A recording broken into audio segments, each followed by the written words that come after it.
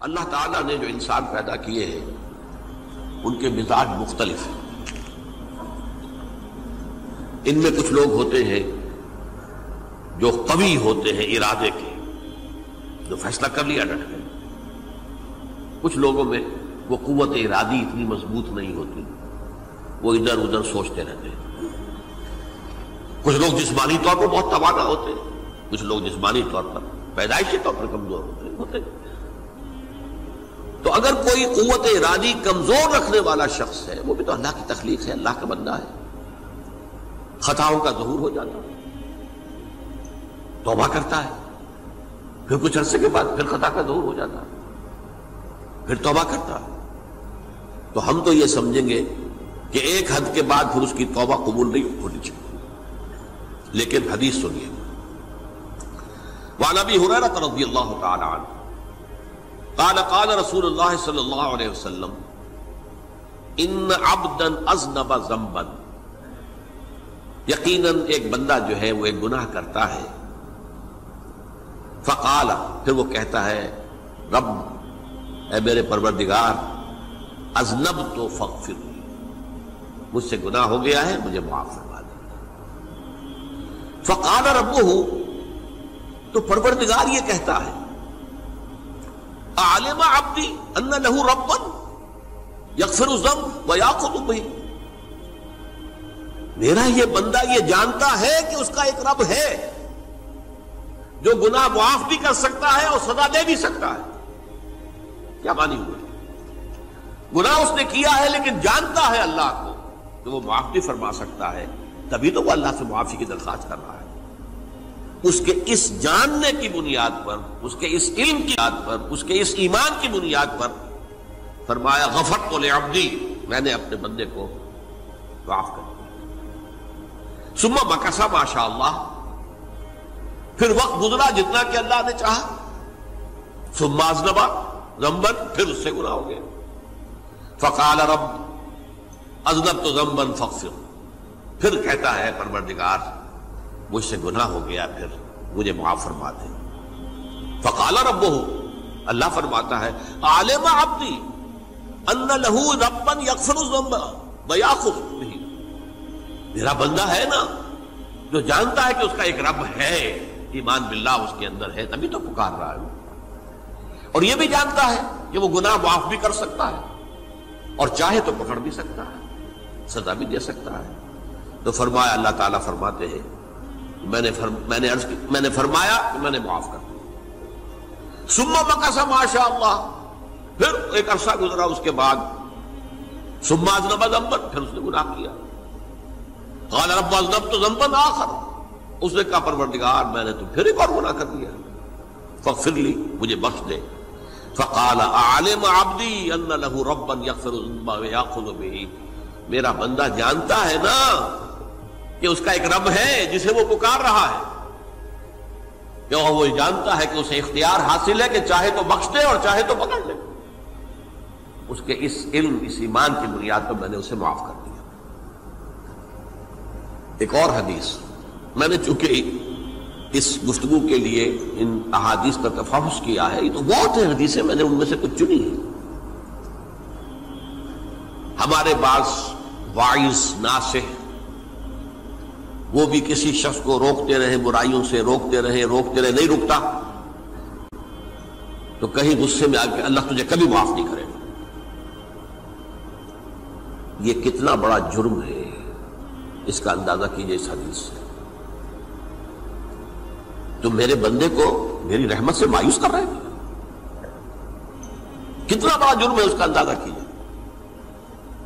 یہ مسلم شریف کی روایت ہے عن جندب، حضرت جندب رضی اللہ تعالی عنہ سے، ان رسول اللہ صلی اللہ علیہ وسلم حدث، کہ اللہ کے رسول صلی اللہ علیہ وسلم نے ایک واقعہ بیان کیا.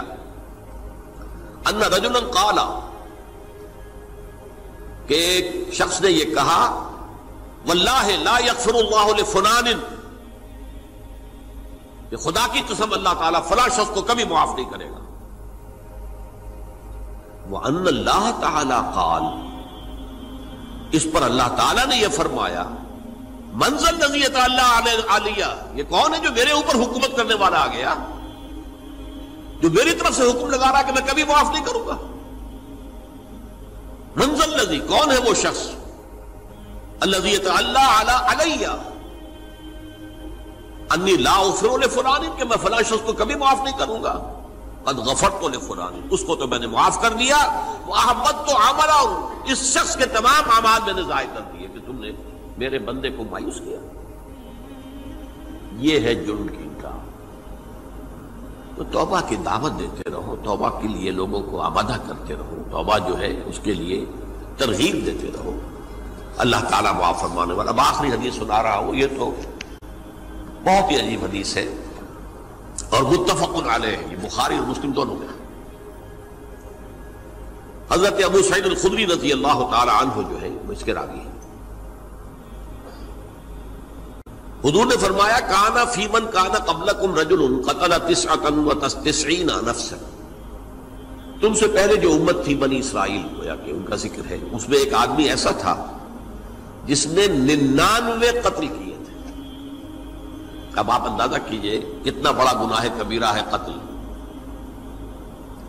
قرآن مجید میں آتا ہے وَكَأَنَّمَا قَتَلَ النَّاسَ جَمِيعًا، اگر ایک انسان کو بھی ناحق قتل کر دیا گیا تو یہ ایسی ہے گویا کہ اس نے پوری نوع انسانی کو قتل کر دیا، اس نے 99 قتل کی۔ فَهَلْ لَهُ مِن تَوْبَةٍ، پھر اس کے بعد یہ ہوا کہ اس کے اندر توبہ کا جذبہ پیدا ہوا۔ فَسَأَلَ عَنْ أَعْلَمِ أَهْلِ الْأَرْضِ، تو اس نے پھر سوال کیا، لوگوں سے پوچھا کہ زمین میں رہنے والوں میں کون سب سے بڑا عالم ہے؟ فَدُلَّ عَلَى رَاهِبٍ، تو اسے بتایا گیا فلاں راہب فلاں جگہ پر ہے، وہ بہت نیک ہے، بڑا عالم ہے۔ فَأَتَاهُ، وہ اس کے پاس آیا، فَقَالَ أَنَّهُ قَتَلَ 99 نَفْسًا فَهَلْ لَهُ مِن تَوْبَةٍ، انہوں نے کہا دیکھیے راہب صاحب، میں نے 99 انسان قتل کیے، اب مجھے یہ بتائیے کہ میرے لیے توبہ کا کوئی امکان ہے؟ فَقَالَ لَا، انہوں نے کہا نہیں۔ فَقَتَلَهُ، اس نے اس کو بھی قتل کر دیا۔ فَكَمَّلَ بِهِ 100، اپنی سینچری مکمل کر لی، مطلب 99 کے بعد ایک کی کسر تھی، اس کو بھی قتل کیا، 100 پورے کر لیا۔ ثُمَّ سَأَلَ عَنْ عَالِمِ أَهْلِ الْأَرْضِ، پھر اس نے پوچھا کوئی اور کوئی بڑے عالم انسان ہو۔ فَدُلَّ عَلَى رَجُلٍ عَالِمٍ، پھر اس کی رہنمائی کی گئی ایک بڑے عالم شخص کی طرف۔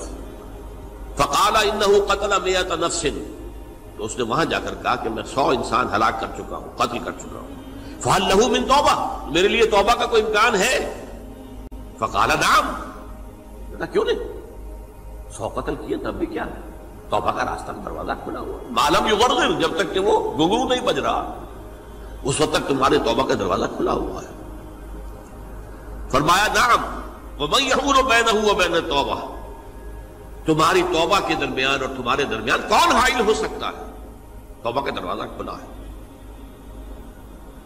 لیکن ساتھ ہی کہا انطلق الی ارض کذا و کذا، اب تم ایسے کرو جہاں تم رہتے ہو وہاں نہ جاؤ واپس، وہاں کا ماحول اچھا نہیں ہے، معاشرہ اچھا نہیں ہے، ہو سکتا ہے کہ تم توبہ پر قائم نہ رہ سکو، تم فلاں جگہ چلے جاؤ، وہاں اچھے لوگ آباد ہیں، ان میں جا کر رہو۔ فإن بها اناسا یعبدون اللہ تعالی، وہاں ایسے لوگ آباد ہیں جو اللہ کی بندگی کرتے ہیں۔ فاعبد اللہ معہم، تو تم ان کے ساتھ مل کر اللہ کی بندگی اور پرستش کرو۔ ولا ترجع الی ارضک، اپنی زمین کی طرف اپنے وطن میں واپس بن جاؤ۔ فإنها ارض سوء، وہ بری جگہ ہے۔ فانطلقا، تو وہ چل پڑا، ہجرت کر رہا ہے، اس جگہ جا رہا ہے جہاں کا راہب نے بتایا تھا۔ حتی اذا نصف الطریق، جب آدھا راستہ اس نے پورا کر لیا، اتاہ الموت، موت آ گئی۔ فاختصمت فیہ ملائکۃ الرحمت و ملائکۃ العذاب، اب وہ جہنم کے فرشتے بھی آ گئے اس کی جان قبض کرنے کو، اور جنت کے بھی آ گئے۔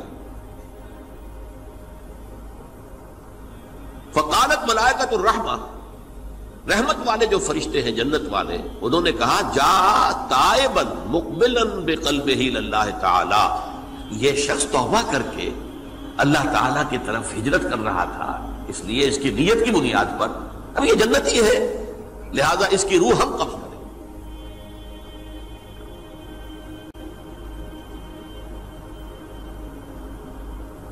وقالت الملائکۃ العذاب، اور وہ جو عذاب والے فرشتے ہیں وہ کہیں گے انہ لم یعمل خیرا قط، تو نے توبہ کے بعد کوئی نیک عمل تو کیا ہی نہیں، تو کس بنیاد پر اس کو تم جنت میں لے جاؤ گے؟ اس کو تو دوزخ میں جانا چاہیے۔ فَأَتَاهُ مَلَكٌ فِي صُورَةِ الْآدَمِيِّ، تو ان کے پاس اللہ نے ایک اور فرشتے کو بھیج دیا آدمی انسانی شکل کے اندر، فَجَعَلُوهُ بَيْنَهُمْ، تو ان فرشتوں نے کہا بھائی ہمارا فیصلہ کرا دو، اس کی روح ہم لینا چاہتے ہیں یا ہم لینا چاہتے ہیں،